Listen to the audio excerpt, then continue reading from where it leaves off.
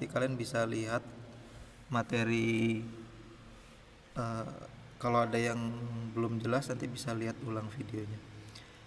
Nah, jadi di materi ini kita akan mempelajari tentang deteksi virus ya. Ini baru saya pelajari sebenarnya, cuman kita akan lakukan eksperimen untuk mempelajari bagaimana sebuah antivirus itu bekerja ya. Dalam beberapa bulan belakangan ini kan lagi heboh ya terkait dengan aplikasi yang bisa mencuri kode OTP ya. Itu kan sudah umum ya, kalau kalian bisa lihat informasinya, beritanya dan lain-lain. Nah, itu dia menggunakan sebuah software atau aplikasi ya di situ.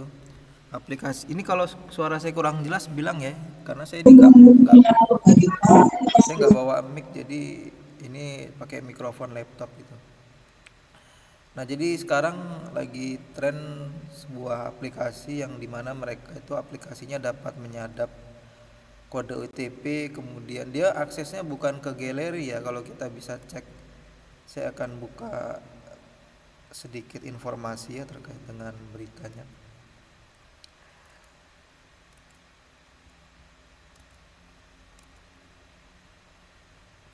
Nah, kalau kita bisa lihat di beritanya di sini, aplikasi pencuri kode OTP ya di sini. Nah, ini kita bisa banyak menemukan berita ya, pencurian malware, pencuri kode OTP, kemudian di sini download sebuah aplikasi yang berbahaya gitu ya. Nah, ini modus pembajakan kode OTP ini banyak ya, kalau kita bisa cek terkait dengan modus-modus mereka untuk pencurian kode OTP berbasis undangan pernikahan di WhatsApp. Nah, ini sangat banyak sekali ya informasi seperti ini. Dan ini korbannya cukup banyak ya, kalau kalian bisa cek itu di internet, itu korbannya bisa sampai ratusan juta ya mereka mengalami kerugiannya. Nah, pencurian kode OTP ini modus utamanya biasanya dia menggunakan sebuah aplikasi yang dimana aplikasi itu sebetulnya dibuat namanya aja sebenarnya seolah-olah itu undangan pernikahan, kemudian aplikasi informasi lainnya gitu yang seolah-olah dia berformat PDF dan sejenisnya, padahal formatnya APK di situ. Nah, jadi aplikasi itu sebetulnya ketika diinstal dia langsung mengontrol sistem smartphone kita ya, khususnya di bagian SMS itu. Dia bisa akses, dia baca ke situ. Makanya ketika kita pertama kali menginstal aplikasi, di situ akan dimintai beberapa izin di situ. Termasuk misalkan izin akses galeri, akses kamera, kemudian akses SMS. Nah, itu kita harus perhatikan itu akses izinnya itu berhubungan nggak dengan aplikasi itu gitu. Jadi jangan sampai akses izinnya itu kita lihat dia akses izinnya ke aplikasi untuk galeri atau untuk edit foto, di situ malah kita kasih akses izin ke SMS. Nah, itu kan nggak ini ya, nggak ada hubungannya sebenarnya. Nah, jadi kalau kita lihat aplikasi itu kira-kira nggak ada kolerasi akses izinnya, itu jangan kita kasih akses gitu, karena kan nggak nyambung. Misalkan aplikasi edit foto kemudian kita ada akses izin ke SMS, itu kan nggak nyambung ya gitu. Biasanya akses foto itu kan dia izinnya ke galeri kemudian ke kamera umumnya gitu, nggak ada akses izin ke SMS gitu. Nah, itu kalau ada akses izin ke situ itu patut dicurigai juga. Nah, itu jadi ketika kita menginstal aplikasi yang pada berita ini kita bisa lihat penipuan menggunakan modus undangan ini biasanya dia minta akses izin ke SMS tadi. Minta akses izin ke SMS tujuannya untuk mengakses kode OTP kita gitu.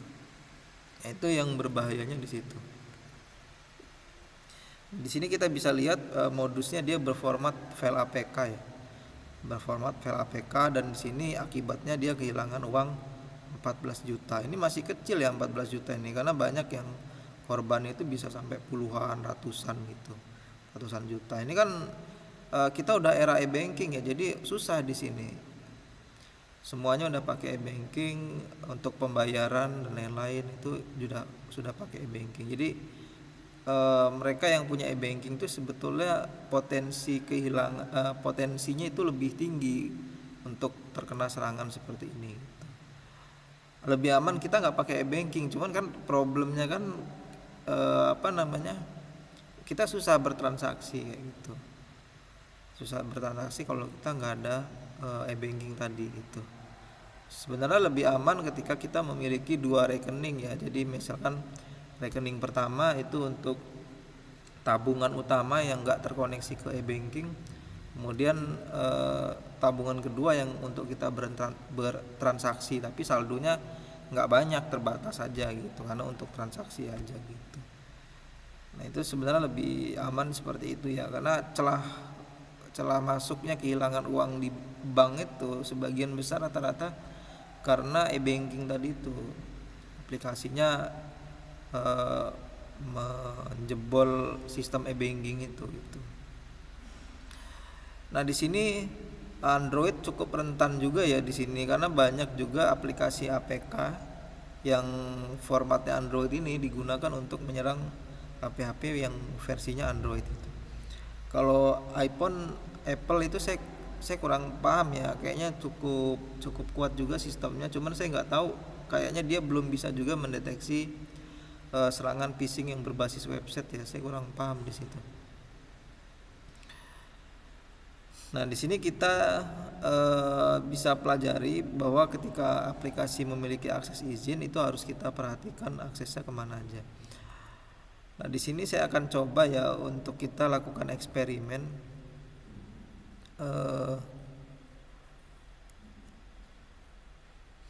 Kita akan buka Android Studio di sini. Saya sudah buka sebenarnya. Nanti saya akan tunjukkan sebuah aplikasi yang dia cukup efektif ya untuk mencegah terjadinya serangan dari APK yang menguras e-banking tadi itu. Jadi ada sebuah aplikasi baru-baru ini yang dia berbasis Android ya, berbasis Android karena Android sekarang kan yang paling rentan terhadap serangan seperti itu. Jadi aplikasi itu bisa diinstal di Play Store, dia cukup kuat ya untuk bukan cukup kuat ya, tapi cukup efektif juga ya untuk saat ini mendeteksi ketika ada aplikasi berbahaya seperti itu, yang misalkan aplikasinya itu bertujuan untuk menguras e-banking dan lain-lain itu. Nah itu bisa dideteksi dengan aplikasi tersebut itu.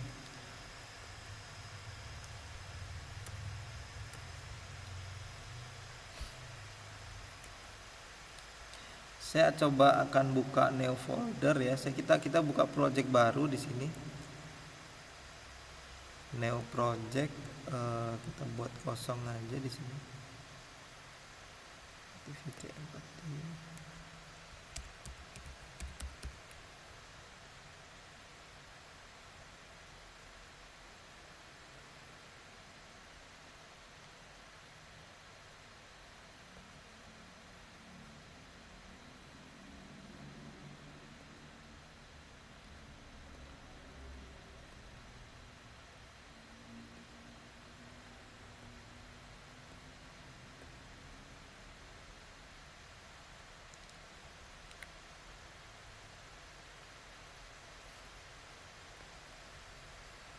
Nah di sini lagi loading ya, lagi loading Gradle. Nah ini kalau kita menggunakan Android Studio ya seperti inilah contohnya. Tapi ini menggunakan Kotlin ya. Ini dia sedang loading ya, loading Gradle. Jadi dia lagi download Gradle dulu. Nanti kita tunggu sebentar.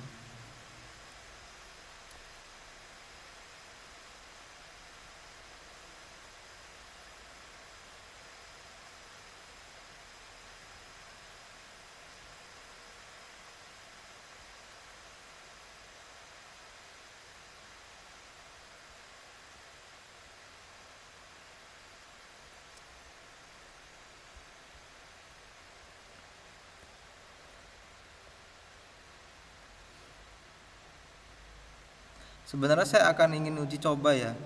Jadi saya ini sebenarnya ingin menguji coba sebuah aplikasi Android phishing yang ingin kita uji coba apakah aplikasi tersebut itu mampu terdeteksi oleh antivirus yang akan saya tunjukkan nanti atau tidak gitu. Karena saya melihat antivirus itu cukup efektif ya. Jadi ada sebuah uji coba di situ yang dimana ada sebuah smartphone diinstal antivirus tersebut dan tahap keduanya diinstal dengan aplikasi untuk menyadap kode e-banking itu ternyata terdeteksi itu. Jadi aplikasi itu langsung terdeteksi di antivirus tuh bahwa aplikasi tersebut itu fungsinya untuk menyadap kode OTP. Jadi antivirusnya cukup efektif. Nanti saya akan share ke kalian terkait dengan antivirusnya karena itu cukup penting juga ya, terutama diinstal di HP-HP orang-orang yang udah tua gitu, yang dia nggak paham terkait dengan aplikasi itu gitu. Itu cukup bagus karena kalau kita di usia yang masuk ke 20 ke atas kemudian beneran juga masuk bidang IT gitu, kebetulan masuk bidang IT itu masih bisa memahami ya aplikasi ini formatnya APK, yang ini PDF, kita paham gitu. Tapi kalau orang-orang tua kan nggak ngerti ya format aplikasi APK itu apa, PDF apa, karena nggak paham gitu. Jadi ketika ada WA masuk tulisannya undangan pernikahan langsung dipencet aja gitu, langsung install aplikasinya. Nah, itu yang bahaya di situ. Karena banyak yang kena aplikasi ini nih biasanya orang-orang yang udah tua itu gitu. Jadi mereka nggak paham baca undangan pernikahan di WA langsung diklik aja. Nah, ini sudah berhasil ya kita install. Ini sebenarnya harusnya bahasa Java ya, tapi ini sudah masuk bahasa Kotlin. Coba kita cek lagi. Kita masuk ke bagian REST, kemudian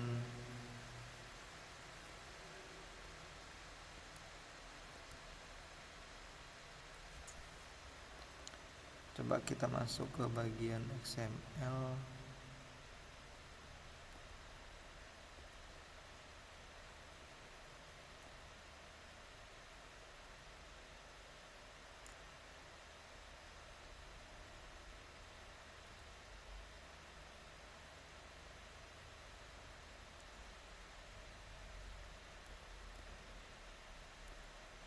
Main activity ya, ini main activity ini tampilannya ya. Coba kita masuk ke mode split di sini.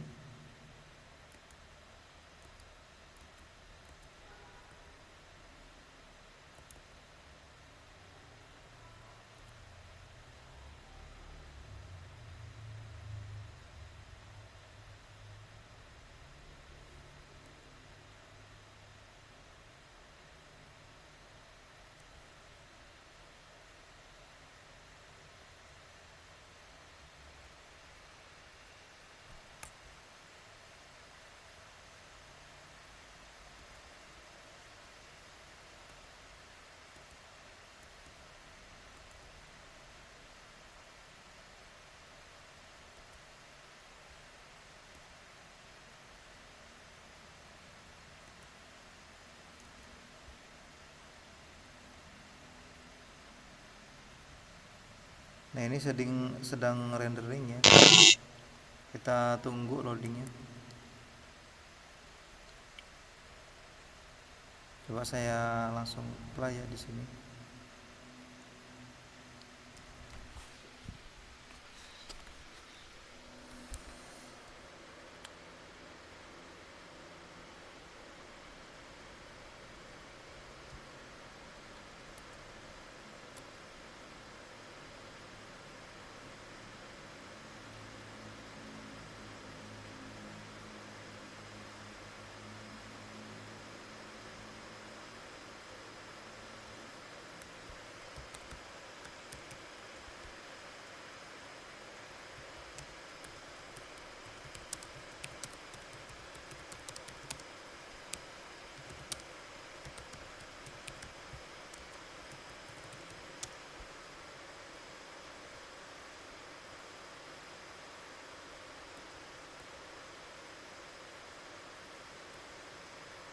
Ini dia lagi loading ya aplikasinya. Jadi kita tunggu. Emang agak berat ya kalau Android Studio ini.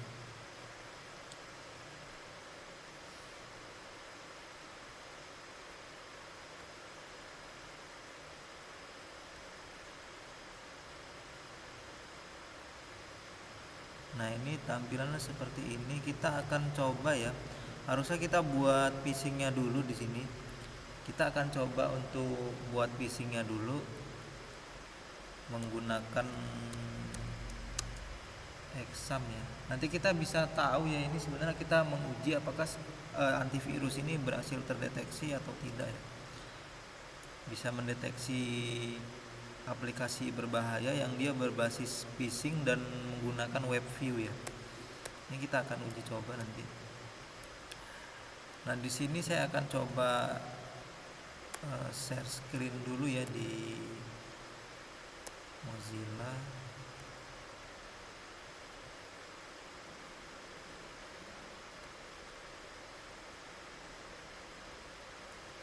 Saya akan masuk ke 00 web host.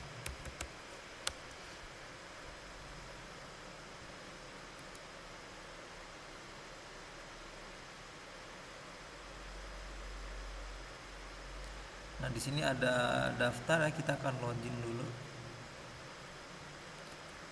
Login dengan Google, kemudian kita masuk ke akun kita.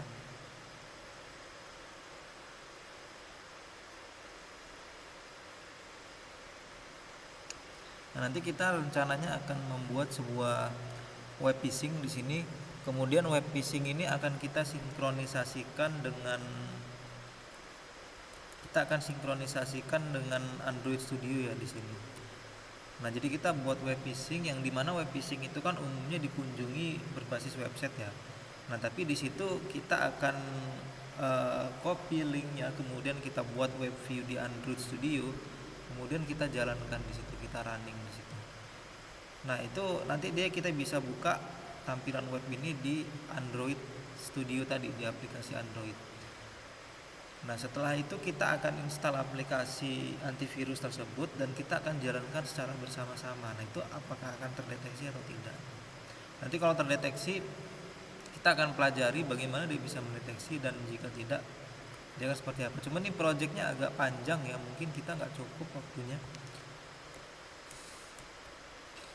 Tapi di sini kita coba untuk membuat web phishingnya terlebih dahulu. Nah, ini ada web sebelumnya ya, ini kita hapus dulu untuk web ininya, web sebelumnya.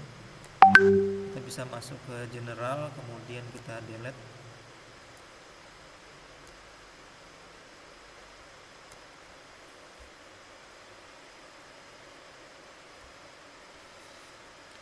Nah, setelah itu kita bisa pilih create ya di sini, create untuk membuat sebuah website baru. Dengan catatan ya, ketika kalian eksperimen di sini untuk membuat sebuah semacam web phishing dan lain sebagainya, itu kan sebetulnya dilarang ya. Nah, tapi kalau kalian untuk bahan pembelajaran itu pastikan dihapus ya setelah membuatnya. Karena biasanya nggak lama, itu sekitar 24 jaman web host ini akan mendeteksi apakah website yang kita buat itu jenisnya berbahaya atau tidak. Jadi kalau berbahaya maka akan dihapus sama pihak web view-nya, bukan web hostnya, bukan hanya dihapus ya, tapi langsung dibekukan akunnya, itu bahaya. Nah, di sini kita bisa melakukan create new website ya. Kita akan uji coba terlebih dahulu. Kita klik start, kemudian kita masukkan data website kita di sini. Kita masukkan Android aja ya di sini namanya. Android 21.121.3.4. Untuk passwordnya 1 sampai 5, kemudian huruf besar dan huruf kecil dikasih bintang di sini. Di copy, pastekan, kemudian kasih bintang, kita klik create di sini.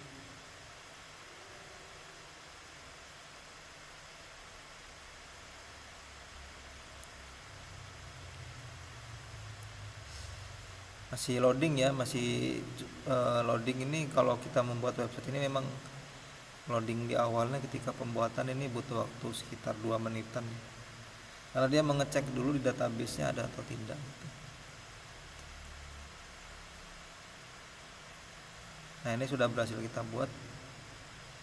Ini kalau misalkan dia berhasil terdeteksi ya, kita sudah uji coba nih, kita buat web phishing, kita convert ke Android Studio dan kita jalankan di HP kita, kemudian terdeteksi oleh antivirus, itu cukup bagus antivirus itu. Karena kalau file APK itu kan dia versinya aplikasi Android. Ketika kita jalankan di HP, kita jalankan juga antivirus kita di HP tersebut, dia bisa mendeteksi itu masih masuk dalam kategori umum ya, sebenarnya kategori umum, karena kan file APK itu kan dia memiliki akses ke izin-izin tertentu ya di HP-nya, misalkan kayak galeri, kamera dan lain-lain, itu dia memiliki akses izin ke situ. Nah, jadi antivirus itu mampu mendeteksi lebih cepat gitu. Nah, berbeda dengan web phishing. Apalagi web phishingnya itu yang sifatnya dia web view ya. Jadi kalau ada yang belum tahu kan, web view itu sebetulnya sebuah tampilan website yang dimana dia itu hanya linknya aja yang di copy di aplikasi Android tersebut gitu. Jadi bukan dia murni bentuk aplikasi Android, bukan. Jadi kombinasi antara website dengan Android di situ sebenarnya. Nah, itu yang disebut dengan web view tadi, itu menghubungkan antara Android dengan tampilan web tadi itu. Dan itu kalau antivirus berhasil mendeteksi itu cukup bagus juga, karena itu cukup sulit ya, karena phishing yang berbasis web view itu cukup sulit untuk dideteksi gitu. Harus ada orang langsung yang menguji aplikasi tersebut gitu. Kalau sistem lebih susah, tapi kita akan uji coba nanti gitu. Mungkin materi ini nggak sampai selesai ya, nanti kita lanjutkan di pertemuan selanjutnya kalau dia nggak selesai. Ini sudah selesai ya, kita buat webnya. Kita klik close di sini, kemudian manager, kemudian bisa kita klik tools, file manager. Saya sudah siapkan ya tampilan web phishingnya di sini. Tadi saya masukkan ke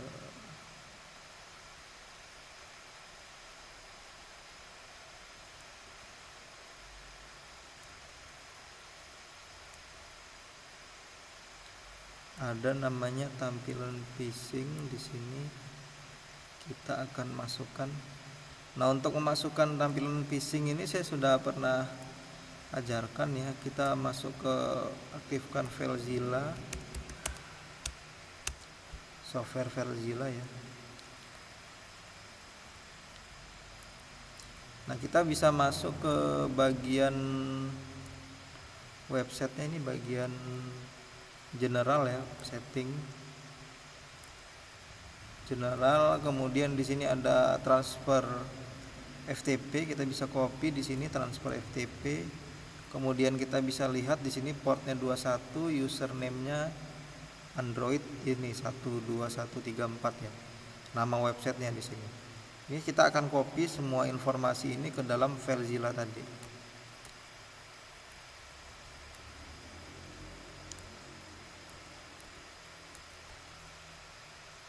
Nah, ini FileZilla-nya, kita akan copy data-datanya di sini.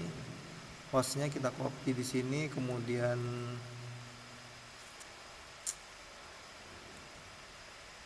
username-nya ya, username-nya juga kita copy di sini.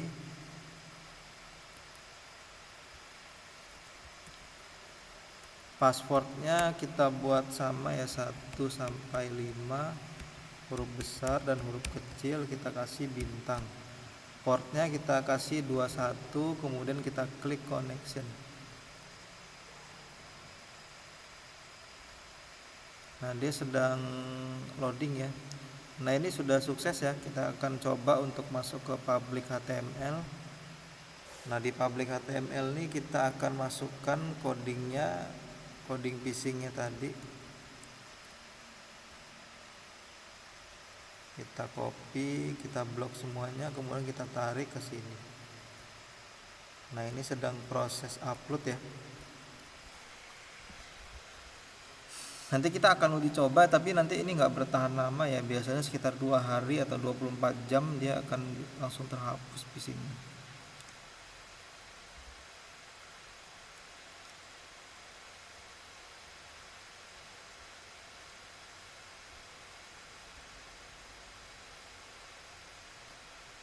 Nah, ini sudah berhasil kita upload ya untuk phishingnya.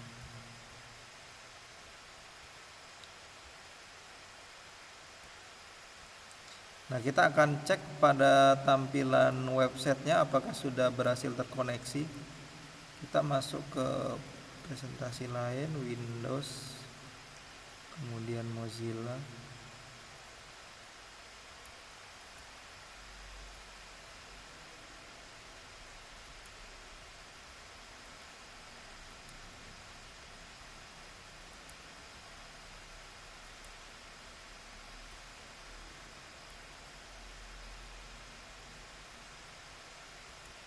Mozillanya malah hilang ya di sini.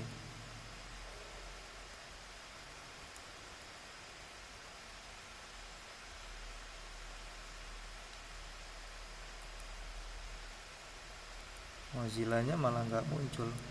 Coba saya close dulu, terus saya masuk lagi ke Mozillanya.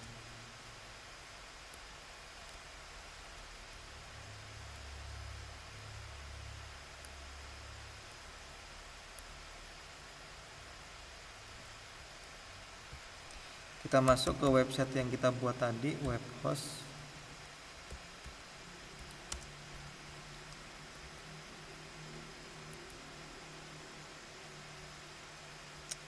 Kita login terlebih dahulu, masuk ke akunnya.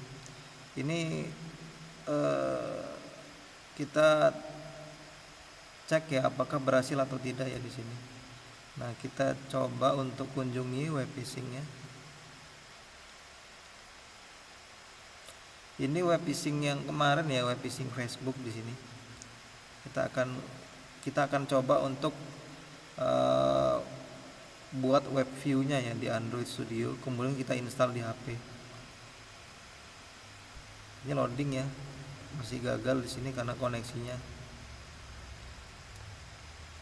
Kita coba bagian tools, kemudian file manager. Kita cek di public HTML. Nah, ini sudah terupload semua ya datanya. Cuman di sini belum berhasil kita kunjungi, mungkin karena pengaruh koneksi ya, koneksi internet di sini.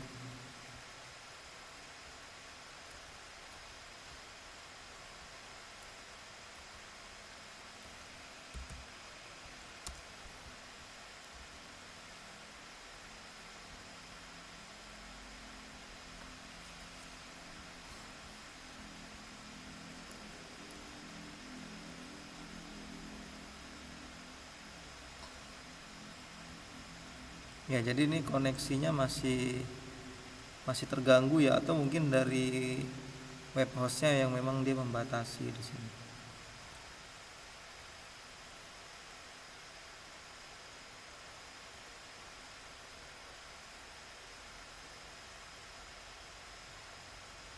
Nah, ini sudah berhasil login ya.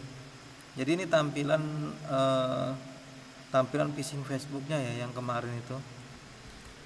Kita bisa cek di sini. Untuk mengujinya kita akan masukkan password kita 12345. Kemudian emailnya ini terserah ya, emailnya sesuai. Kembali ya, di sini passwordnya di bawah.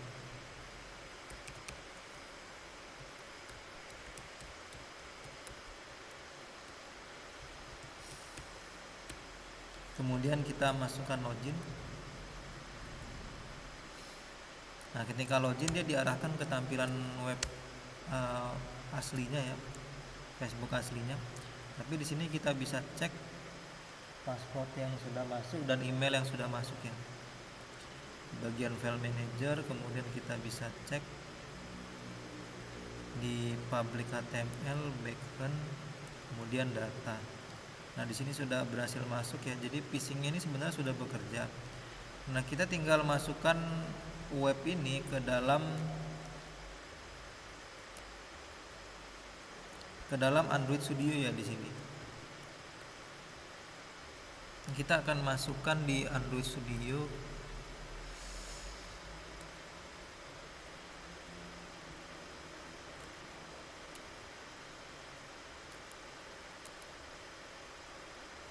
Kita coba off kan dulu emulatornya.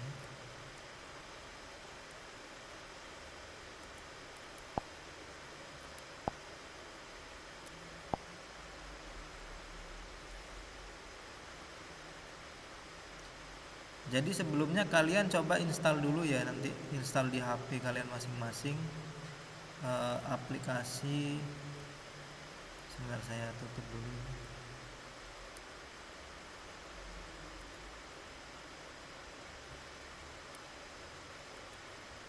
Aplikasi ini ya, namanya aplikasi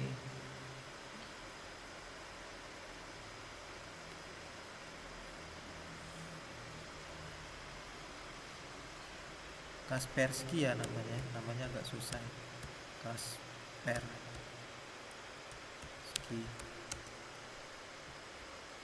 Nah, ini sebuah antivirus ya, antivirus yang cukup berguna juga untuk mencegah terjadinya penyadapan tertentu ya yang berbahaya, terutama terkait dengan aplikasi-aplikasi yang menyadap kode OTP dan lain-lain. Ini sebenarnya versi berbayar ya, ini aplikasi ini. Kalian install aja dulu aplikasi ini, nggak apa-apa. Nanti setelah diinstal, ini lihat ya, bisa kita lihat yang downloadnya sampai 100 juta orang ya. Nah, ini kalian bisa install. Ini aplikasi ini mampu mendeteksi ketika terjadi kalian tanpa sengaja menginstal aplikasi berbahaya yang aplikasi itu menyadap kode OTP e-banking atau menyadap data-data lainnya, itu bisa terdeteksi oleh antivirus ini. Nah, ini kita bisa lihat reviewnya juga cukup bagus ya. Cuman kan di sini dia sifatnya berbayar ya di sini.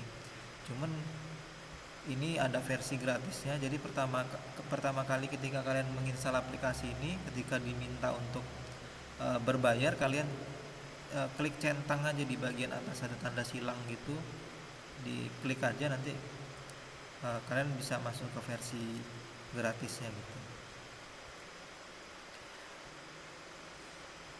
Nah, ini kalian install aja ya aplikasi ini. Kalian cari di Play Store namanya VPN dan ketik aja antivirus Kaspersky ini ya. Nah, ketik aja antivirus ini, kemudian diinstal. Nanti saya akan saya akan coba buat web view-nya yang phishing tadi itu. Tadi kan ada phishing yang sudah kita buat. Nah, saya akan buat web view-nya versi Android dan nanti akan kita uji coba untuk diinstal di HP juga, apakah akan terdeteksi oleh antivirus ini atau tidak.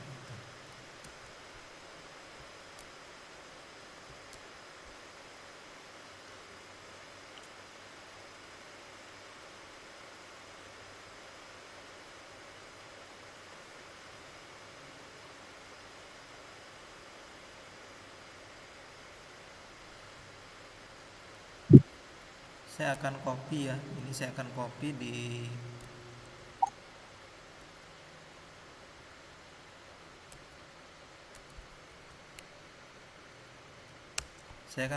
grup. Nah, ini sudah saya kirimkan di grup. Nanti kalian coba install ya. Diinstal, kemudian setelah diinstal nanti saya akan hostingkan phishing ini dan kita akan buat web view-nya untuk kita install di HP yang sama gitu. Nggak berbahaya ya, uji coba ini nggak berbahaya, aman, karena web phishing ini kan kita sendiri yang membuat, jadi kita udah tahu alur dan cara kerjanya seperti apa. Kalau web phishing yang saya buat tadi ini kan dia hanya kalau tidak kita inputkan datanya kan dia tidak akan masuk ya di sini. Jadi dia butuh interaksi pengguna di sini. Tapi di sini kan dia sifatnya web phishing. Nah, apakah antivirus itu mampu mendeteksi atau tidak terkait dengan web phishing ini? Cuman web phishing ini dia mampu dideteksi oleh browser ya. Jadi coba kalian ini saya copy juga ya untuk web phishingnya. Coba kalian buka di HP, apakah di HP kalian itu terdeteksi atau tidak ya. Biasanya di browser itu dia akan terdeteksi web phishing ini antivirus web phishing ini virus atau bukan itu web yang kalian klik itu. Nah, coba kalian klik link kedua yang saya kirimkan itu. Nah, nanti ketika masuk ke browser nanti muncul nggak notifikasi peringatan apa website ini berbahaya atau sejenisnya, atau ada tulisan phishing dan lain-lain gitu. Coba dites gitu di browser masing-masing. Kalau phishing ini dia mampu terdeteksi di browser ya, karena dia kan sifatnya browser. Nah, kalau dia sudah masuk ke dalam aplikasi itu yang susah dideteksi itu. Nah, kita akan tes itu tadi, bisa nggak dia terdeteksi oleh antivirus yang akan deteksi.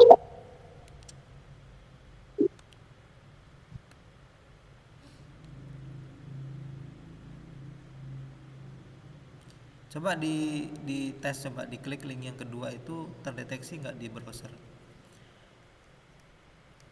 Kalau dia terdeteksi berarti browser yang kalian gunakan itu bagus ya, karena dia mampu mendeteksi ini phishing atau bukan gitu. Kalau browsernya nggak bagus, biasanya dia nggak mendeteksi ya, langsung masuk aja, langsung login aja gitu.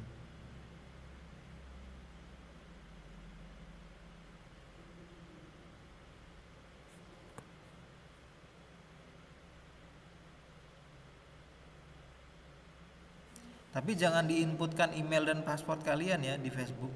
Nanti masuk ke sini datanya.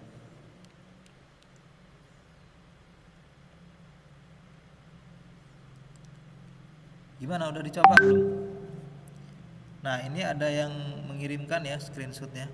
Jadi di sini dia muncul situs berbahaya. Nah, ini dia mampu mendeteksi ya Google. Ini pakai apa ini? Google Chrome apa pakai browser bawaan di sini?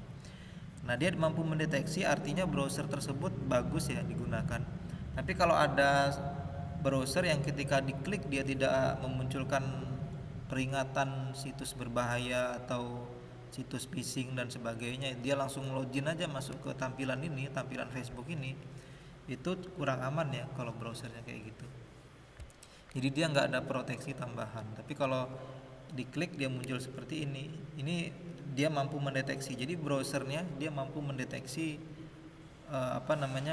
situs tersebut berbahaya atau tidak. Jadi kalau kalian ketika lagi browsing muncul peringatan seperti ini jangan diabaikan gitu. Ini kan biasanya muncul peringatan seperti ini ketika kita mau mendownload film tertentu atau mendownload aplikasi yang sifatnya crack gitu ya, sifatnya crack. Biasanya dia muncul peringatan-peringatan seperti ini. Nah, ini jangan diabaikan. Biasanya browser mendeteksi itu memang betul bahwa situs tersebut itu ada potensi phishingnya atau ada potensi penyadapannya gitu. Jadi jangan diabaikan peringatan seperti itu.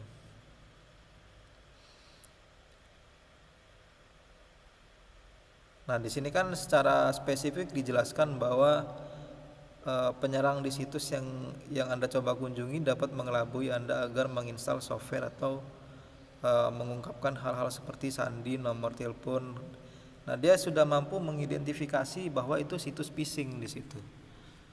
Dia sudah mampu mengidentifikasi karena memang phishing bekerja dengan cara dia mengelabui penggunanya untuk berhasil untuk menginputkan data-data seperti email dan password. Nah, dalam hal ini phishing Facebook ya di sini. Kalau kalian klik link kedua ini dia nggak muncul peringatan seperti ini, itu kurang aman ya browsernya. Nah, kita akan uji coba di aplikasi Kisplay tadi itu ya, aplikasi antivirus tadi itu ya, Kaspersky ya namanya, Kaspersky. Nah, kita akan uji coba bisa nggak nih antivirus ini mendeteksi phishing ini tadi, karena phishingnya dia dalam bentuk website bukan dalam bentuk aplikasi. Memang dia dalam bentuk aplikasi, tapi kan kita sudah convert ke website gitu. Kita sudah convert dari website ke Android tadi itu dengan menggunakan WebView tadi, metode WebView tadi itu. Nah, dia terdeteksi atau tidak. Jadi kalau dia berhasil terdeteksi bagus berarti. Kalau nggak terdeteksi, nah itu yang susah di situ. Cuman biasanya walaupun dia tidak terdeteksi, jadi ketika kita tampilan website ini kita buat web view-nya di Android Studio tadi, kemudian dioperasikan, kan kita pasti diarahkan juga ujung-ujungnya ke browser. Nah, kalau browsernya mampu memproteksi itu bagus. Takutnya browsernya juga nggak mampu memproteksi di situ.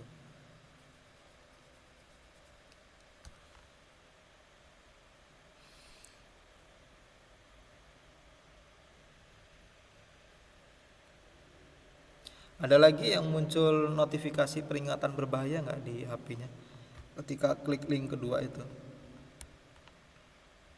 Itu kalau diklik tetap lanjutkan, maka nanti akan diarahkan ke tampilan Facebook ini.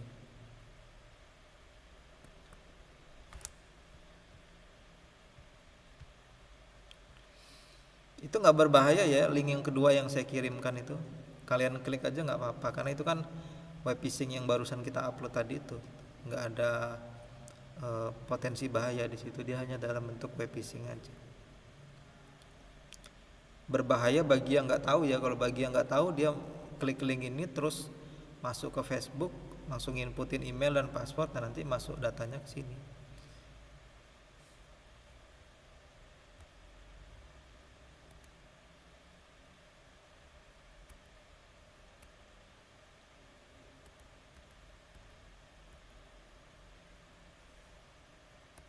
Ada yang mau ditanyakan terkait dengan materi kuliah hari ini?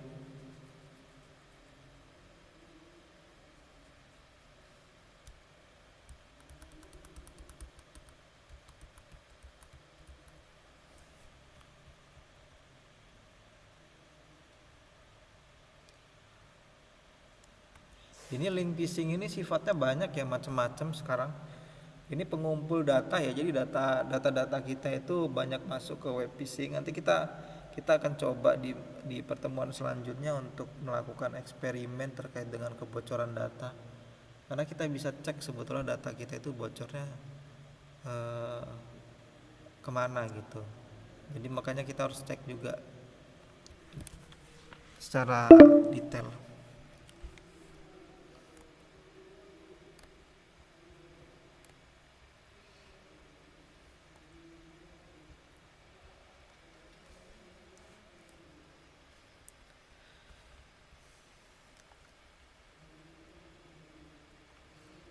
Kalau untuk antivirus ya, ini kan antivirus di smartphone ya, yang kayak spray ini ya. Mana sih tadi, lupa saya. Saya coba copy dulu.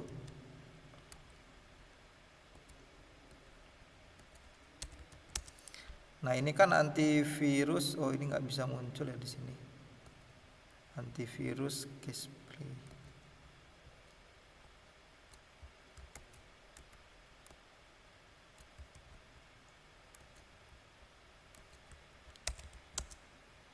Nah, antivirus ini kan dia berbasis smartphone ya, berbasis Android di sini.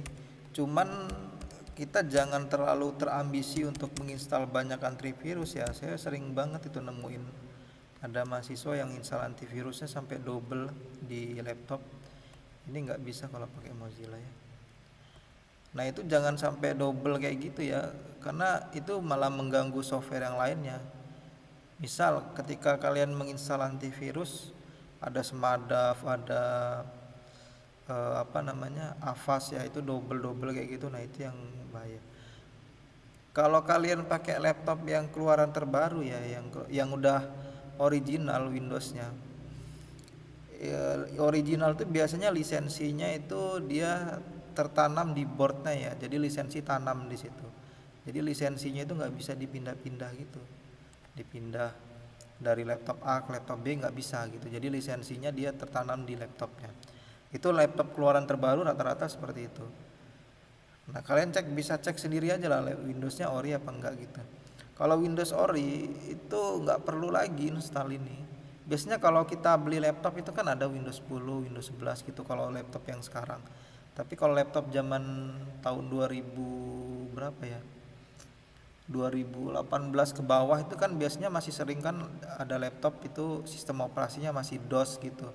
Tulisannya DOS, artinya DOS itu sistem operasi dasar gitu, yang dimana di situ belum ada sistem operasi Windowsnya. Jadi kita install sendiri Windowsnya, dan biasanya yang diinstal kan Windows bajakan. Nah, itu yang nggak aman di situ. Tapi kalau laptop-laptop yang sudah Windowsnya udah ori, kalian bisa cek sendiri lah. Laptop sekarang rata-rata udah ori semua, yang harga 3 jutaan aja udah ori semua laptop Windowsnya. Nah itu kalau Windows ori kalian nggak perlu lagi tambahin antivirus. Saya sering nemu itu ada mahasiswa yang masih dia Windowsnya sudah ori tapi dia masih ingin install antivirus tambahan di situ. Nah itu yang repotnya di situ itu.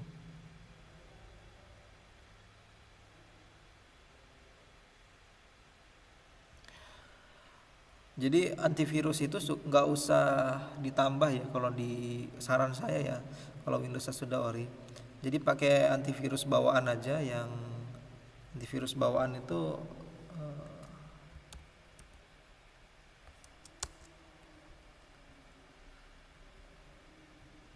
antivirus bawaan Windows ya, Windows 10, Windows 11 itu pakai antivirus bawaan aja, jangan ditambah antivirusnya. Kan sudah ada antivirus bawaan itu di settingan, di pengaturan itu. Antivirus Windows 10, Windows 11 itu. Coba kita cek.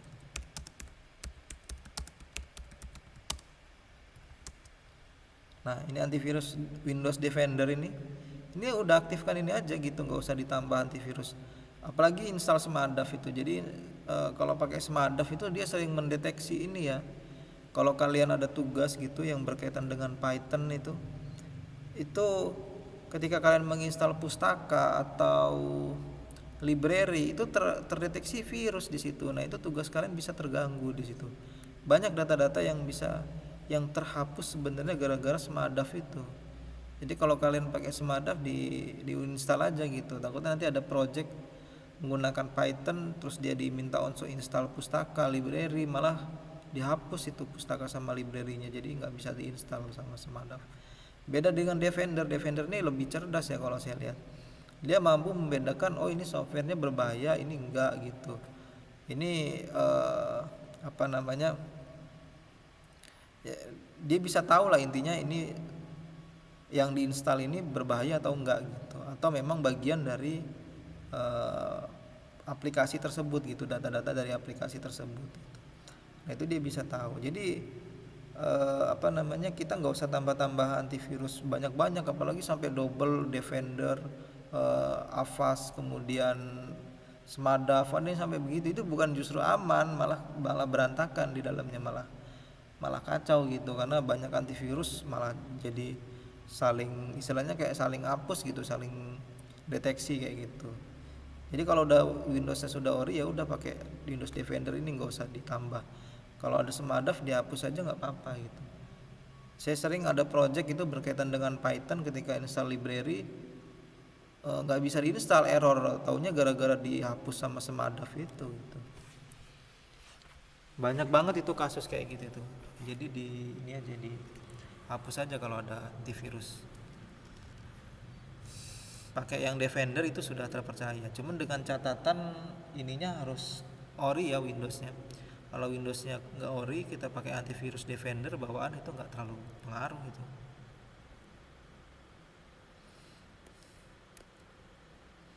Nah ini kita buat web phishingnya dulu ya di sini.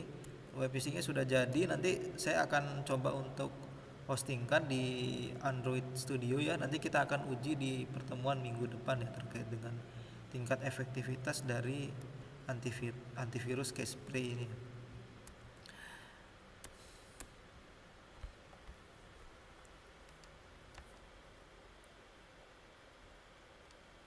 Ada yang mau ditanyakan terkait dengan materi hari ini?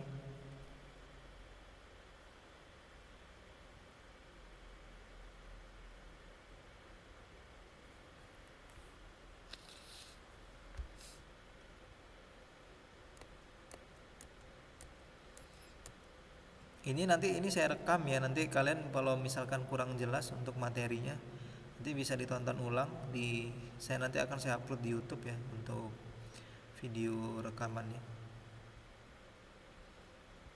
Nanti kita di materi setelahnya mungkin saya bisa zoom bisa offline lagi nanti habis lebaran ya.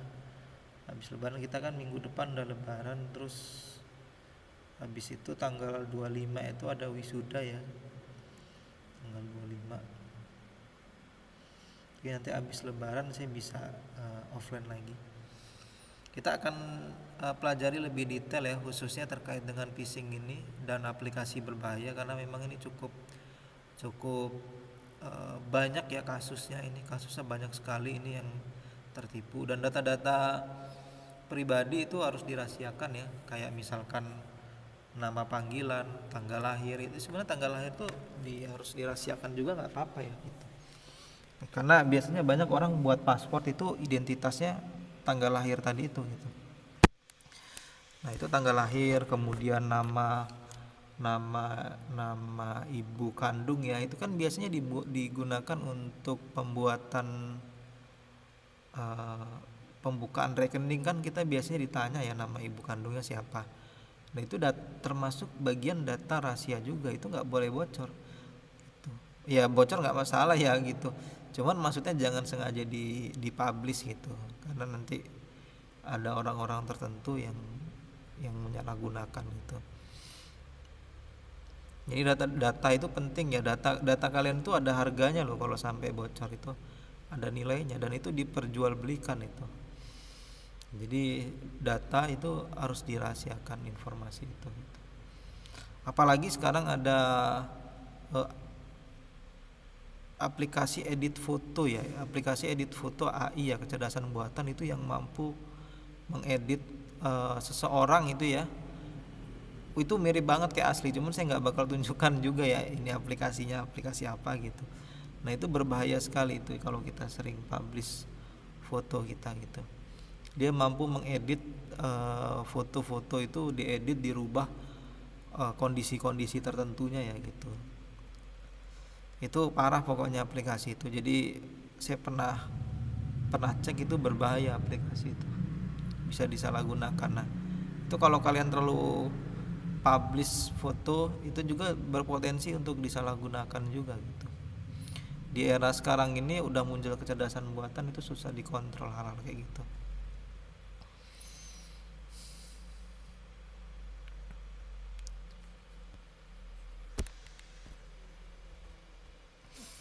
Nah, ini kita materi hari ini kita sampai pada tahap phishing ya.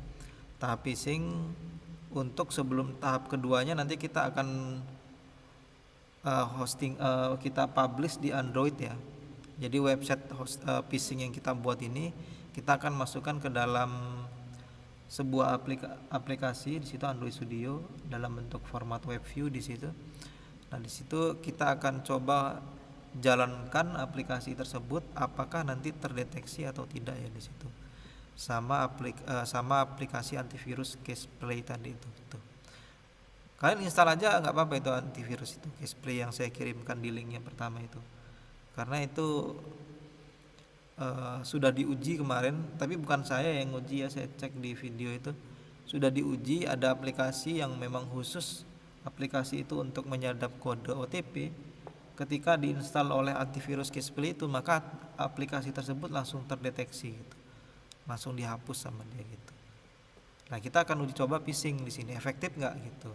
Karena aplikasi itu kan kalau yang dia menyadap kode OTP itu dia langsung masuk ke sistem HP kita, jelas itu pasti bisa dideteksi oleh antivirus gitu. Tapi kalau phishing, antivirusnya harus masuk juga ke web phishingnya juga untuk mendeteksi gitu. Nah, itu yang kita uji nanti gitu. Hari ini akan saya uji gitu, nanti hasil akhirnya kita akan kaji lagi nanti di pertemuan selanjutnya. Ada yang mau ditanyakan nggak? Kalau nggak ada, ini saya masuk ke tahap absensi.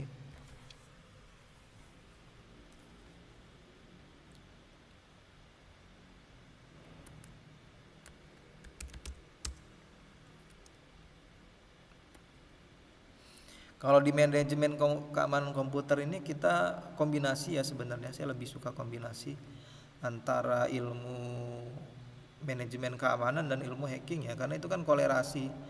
Kalau misalkan kita mempelajari manajemen keamanan tapi kita nggak tahu nih cara kerjanya gimana sih, kok bisa ada orang dapat data orang, phishing itu metodenya, cara kerjanya gimana gitu. Nah, itu kita harus pelajari dulu cara kerjanya, baru kita mampu mencegahnya gitu. Kayak misalkan apa ya namanya, misalkan contoh teknologi antivirus gitu ya, bukan teknologi tapi sistem antivirus gitu ya. Ada sebuah virus A gitu diciptakan, kemudian akan dibuat antivirusnya. Tentu ketika seseorang membuat sebuah antivirus, dia harus tahu dulu kan cara kerja dari virus A itu seperti apa. Setelah dia pelajari cara kerjanya, baru dia buat antivirusnya. Jadi mereka yang bisa menangkal antivirus tersebut adalah mereka yang paham cara kerja virus tersebut gitu. Jadi kalau kita mempelajari untuk mencegah serangan-serangan tertentu, tapi kita nggak tahu nih cara kerja serangan ini gimana, nah kita nggak bisa mencegahnya gitu. Itu yang yang harus kita pahami di situ ya. Kita harus pahami dulu cara kerjanya, baru kita bisa mencegahnya.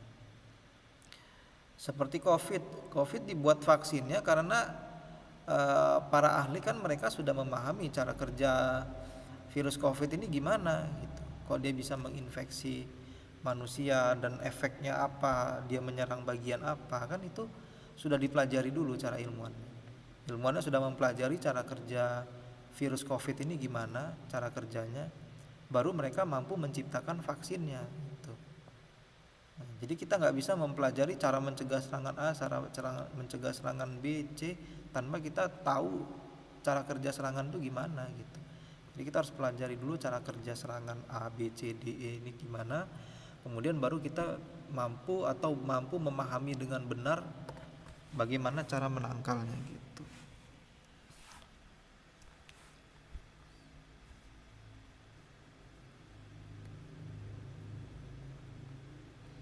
Anabil hadir nggak ini? Hadir Pak Nabil Pak. Anissa, Hadir, Pak. Heni Aprianti, Hadir, Pak. Suci Rahma, Hadir, Pak. Firdaus, Hadir Pak. Fatma Aryati, Hadir, Pak. Klarinta,